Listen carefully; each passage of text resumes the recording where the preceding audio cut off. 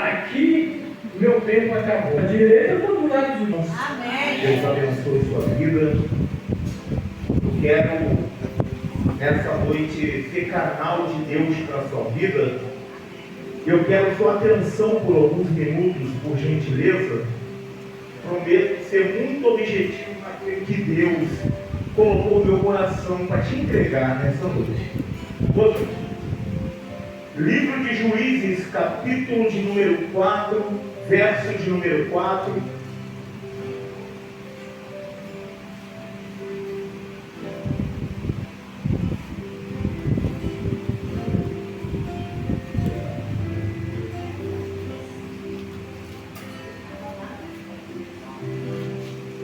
Amém? Amém. Verso 24. E Débora, mulher profetiva, mulher de Lapidote, julgava Israel naquele dia. Por gentileza, pode tomar consciência. Irmãos, eu confesso que essa mensagem martelou minha cabeça uma semana toda. E quando o pastor fez o convite, na sexta-feira, ele separou a escala, eu falei, Senhor, já sei como falar.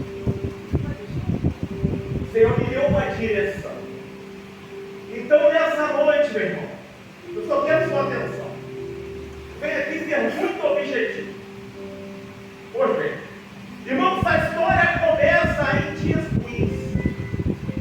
Vai dizer, a Bíblia que reinou, governou, liderou um rei, juiz, conhecido como Eude, durante 80 anos. Esse homem, tudo que ele fazia, o Senhor prosperava.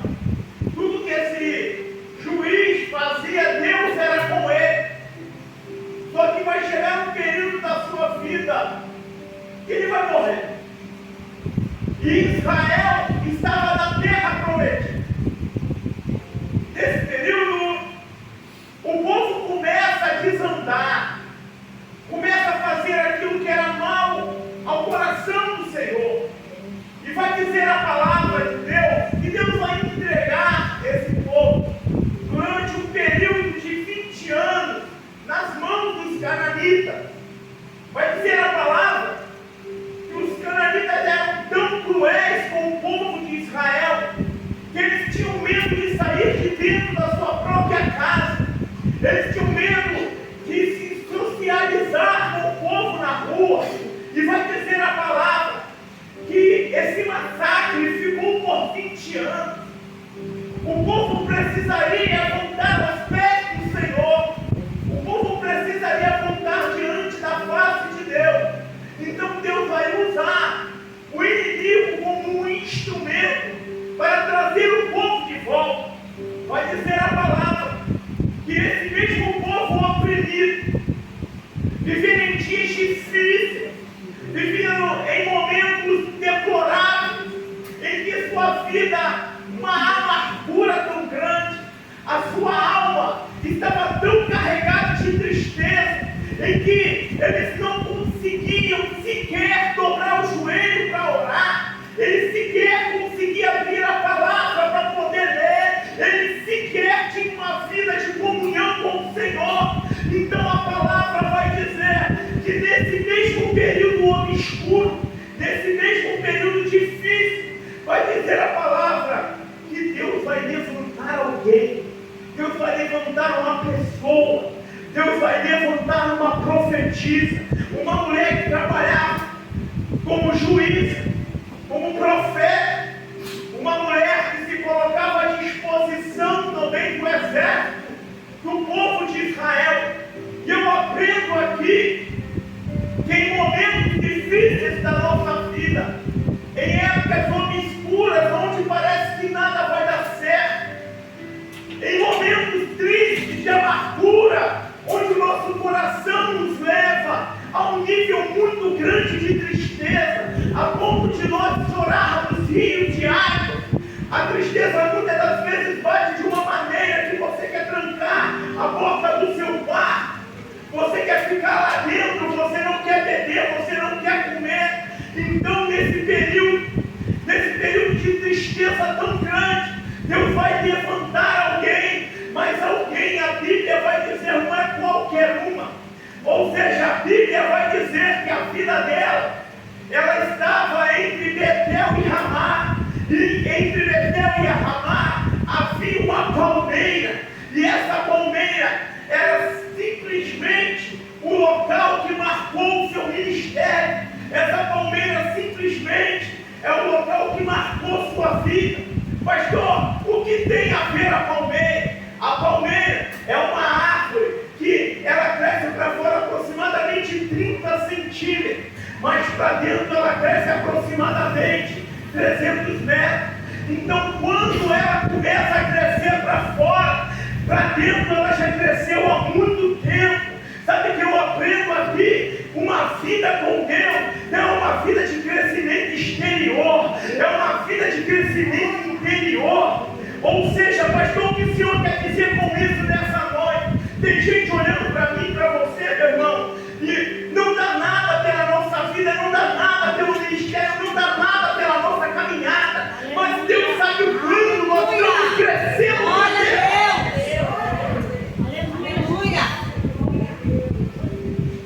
A palmeira, ela enverga aproximadamente 90 graus, mas ela não quebra. Por quê? Porque ela se alimenta dos lençóis freáticos da terra. Ou seja, ela não depende do exterior para se alimentar.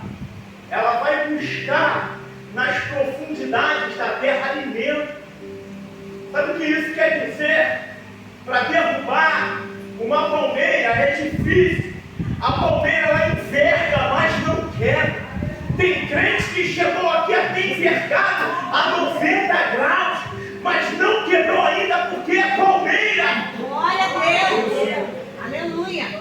Então o ministério de Deus. Aleluia. A palmeira. Só que aqui me chama a atenção o texto, é que Débora, ela está profetizando em um período difícil.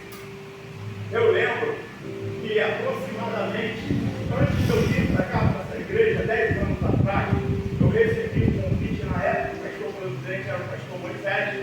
Essa igreja aqui não tinha banco vazio, era tão cheio que tinha pessoas ficando até em pé na porta. E o Espírito Santo falou comigo, não era o tempo de eu vir para cá. 10 anos antes. Mas no ano em que o Espírito Santo me dirigiu, me deu uma direção, o pastor Moisés me fez um convite, fez um gabinete, ainda era ele, o pastor presidente. E ele me falou a condição da igreja, a dificuldade que a igreja estava passando, o número de pessoas já não era mais o mesmo.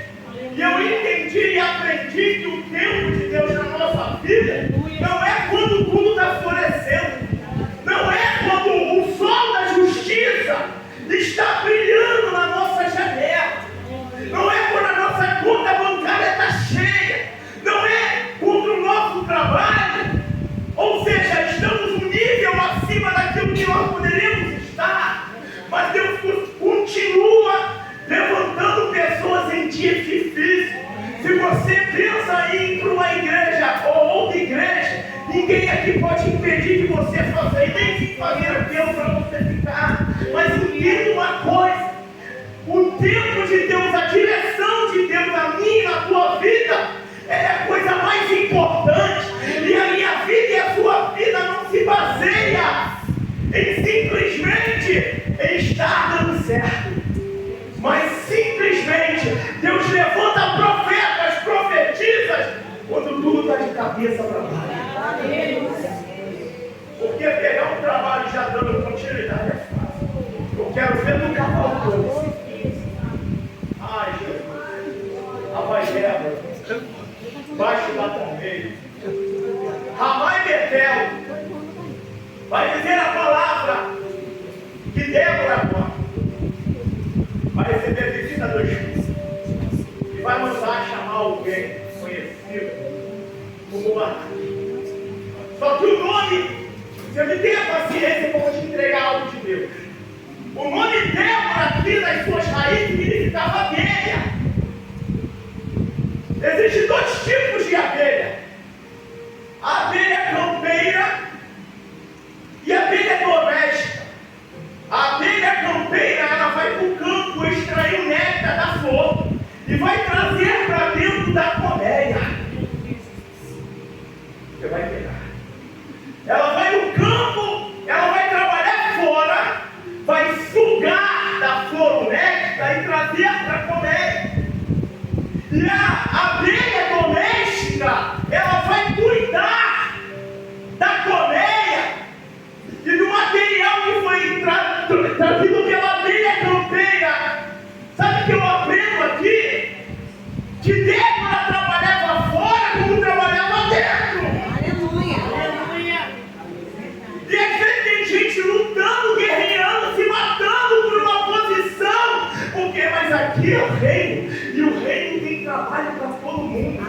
Quem é de ir buscar, vai buscar. Quem é de cuidar, vai cuidar. E a alma de Deus não há competição.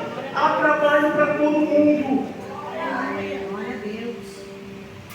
Débora, abelha é campeira, abelha é doméstica, vai receber visita do Espírito, vai mandar chamar o Senhor Baraque. Preste atenção. O marido de Débora era Lapidote. Lapidote, alguém ficou sabe das informações de sua vida. Mas o significado do nome Lapidote na sua origem significa tocha. Preste atenção aqui. Ela tem uma tocha do lado dela, mas ela agora também tem Baraque. E Baraque significa trovoada, relâmpago, tempestade. Ela tem do lado uma tocha e ela tem do outro lado um trovão, uma tempestade. Débora não se contentava porque estava de lado de alguém que era tocha e o outro era trovão. O que para Débora valia era quem ela era. Você vai errar. Às vezes nós queremos chegar diante da face do Eterno, dizendo: meu currículo estou do lado de uma tocha, estou do lado de um trovão. Mas às vezes nós não sabemos quem somos nós em Deus. O que Deus quer fazer na minha e na sua vida é muito particular, é muito íntimo. Deus quer separar você para uma obra. Deus quer levantar você uma geração caída. Mas para que você entenda isso, você precisa saber quem é você. Glória a Deus.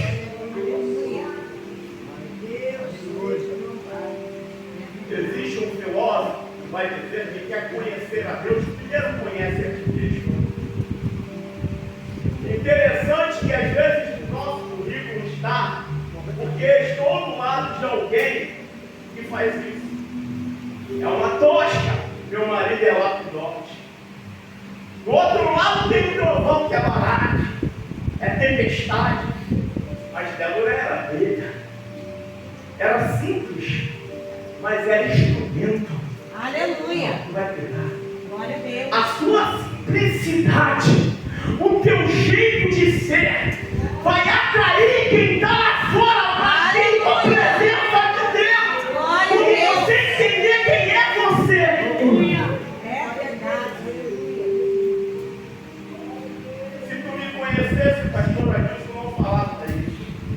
Essa semana eu peguei, eu chutei o pau da barraca, eu chutei o balde, meu irmão, vai buscar ele.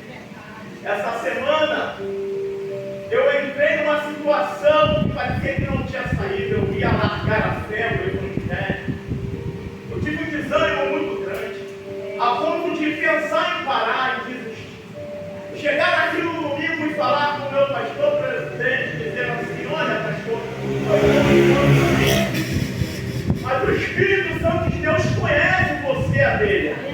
Quando você vai buscar e trazer, mas também te conhece quando você começa a tratar dentro da colmeia. Dentro da colmeia não pode haver duas abelhas rainhas. Uma sempre há de matar a outra, porque tem que ter uma só visão, tem que ter unidade, tem que andar junto, tem que andar, querido, de acordo com a vontade de Deus. Aleluia. Débora não se garante na costa, e nem no trovão que estava do lado dela. Mas Débora, ela vai entregar e vai dizer: olha, o Senhor mandou vir dizer para o Senhor que é tempo de subir o Tabor, o monte que tinha em Israel. Vai me chamar a atenção que no Tabor, o nome significa monte do quebrantamento. Ela convida ele, mas a resposta dele é surpreendente para ela. Vai dizer assim: eu só vou se você for comigo. Eu aprendo aqui e vem em defesa de Baraque, porque há muito tempo ele vem apanhando, chamando ele de covarde. Mas eu vejo aqui uma perspicácia da parte dele, uma prudência da parte dele. Se a senhora está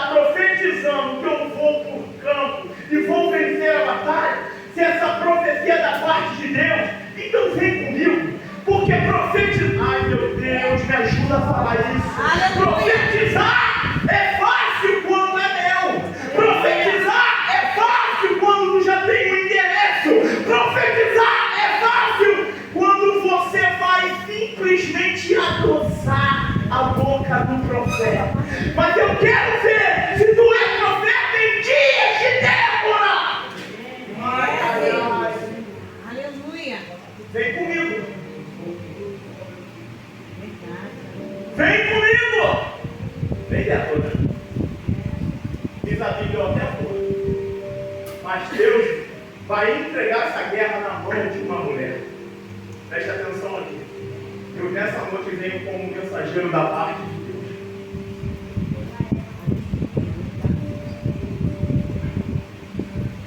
Na cabeça de Débora, ela poderia pensar que seria ela, porque a autoridade naquela época era. Só que Deus, ele é o Deus de surpresas. Vai dizer a Bíblia que Baraque aceita o desafio. Eles vão para o Tabor. Quando eles estão no Tabor orando, vai dizer a palavra que no vale, lá no riacho de Quizon, já vi em Cícera um certo monte e vi aquele grupo pequenininho orando, se preparando para uma guerra. Sabe o que eu aprendo aqui? O inimigo não se movimenta enquanto você não se movimenta também. A nossa vida vira uma vida totalmente monótona. Se nós pararmos, entregarmos as responsabilidades que Deus coloca na nossa mão.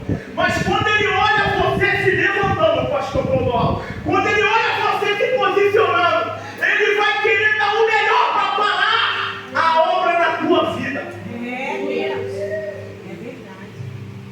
Quer mexer na obra de Deus, se prepara. Quer fazer a obra de Deus, mas vem com vontade. Entrega, santifica, busca. Não dá brecha. Ele olha, eles vão buscar o Senhor no monte. Então nós temos um problema. E qual seria, pastor Agil? Eles vão dar o melhor, 900 carros de ferro. Eles começam a preparar. O riacho de Quizon, vai dizer o historiador Flávio José, que há milhares de anos não havia água no riacho. O riacho era seco. O historiador Norman Champlin vai falar a mesma coisa. Vai dizer que era uma área árida. Não havia chuva. Então o exército começa a se preparar com seus carros de ferro. E a Bíblia, ela nos narra a história que quando eles estavam no monte, o Espírito de Deus visita ele e diz assim, através de Débora, agora tu desce, porque o Senhor vai entregar o exército inimigo em tuas mãos. Preste atenção. No máximo 10 minutos para mim poder te entregar isso aqui. Ele desce o monte. Só que quando ele se posiciona a descer o monte, quem vai na frente é o papai. Aleluia. Quando ele diz assim, agora eu vou descer, que eu tenho certeza que é ele que falou comigo. E quando ele se posiciona para descer, começa a chover granizo, irmãos cuidos. Começa a chover granizo. O granizo começa a recuar. Os soldados cananitas, os granizos começam a derrubar pedras de gelo enorme. Começa a cair do céu. Começa a haver uma tempestade tão grande que os soldados cananitas começam a correr. Vai dizer a palavra que o riacho era seco. Começa a encher, transbordar. E a água do riacho começa a entulhar os 900 carros de ferro. Ou seja, não tinha mais soldados, já tinha corrido. Não tinha mais carro de ferro, estava entulhado. Então quem é que venceu a batalha? Foi Baraque, foi Débora. Lembre-se que há uma profecia. E essa profecia ainda não tinha se concluído. Mas o que eu aprendo? Que a obra que Deus começa, Ele vai até o final para terminar. Aleluia. Glória a Deus. Tu acha que o teu riacho de Quizon cedo vai morrer dessa maneira? Que tu acha que tu vai morrer da maneira como é que você se encontra hoje? Tu diz, pastor, eu orava mais, pastor, eu lia mais, eu tinha mais comunhão. a minha paciência, eu tinha frutos do Espírito. Hoje está difícil para mim. Meu Deus, o que está acontecendo com a minha vida? Mas papai começou a obra. Ele é Deus que garante até você chegar no final dessa obra. Glória. Louvado. Se eu devo fazer, pastor, não desistir. Aleluia. A tempestade vem, disparado, soldados, carro fica embrulhado. Vai dizer a palavra que agora o capitão do exército de Canaã, Cícero, ele vai fugir. E lembre-se que ainda tinha uma profecia. Ele foge. E tinha um homem conhecido como Éder. Esse homem tinha suas linhagens judaicas. E vai dizer que esse homem não estava em casa. Mas sua esposa se encontrava, o nome dela era Jael. Ela está dentro de casa. Segura aí, vai doer, mas vai curar, eu sei, então igual. Jael está dentro de casa. E o inimigo começa a se aproximar. Quando chega na casa de Jael, pedindo água, cansado, fugindo da batalha. Sabe como é que Jael recepciona o inimigo? Entra, a casa é sua. Eu aprendo aqui uma lição. Jael trata o inimigo melhor do que tratava um amigo. Entra. Você hoje é o convidado dessa casa.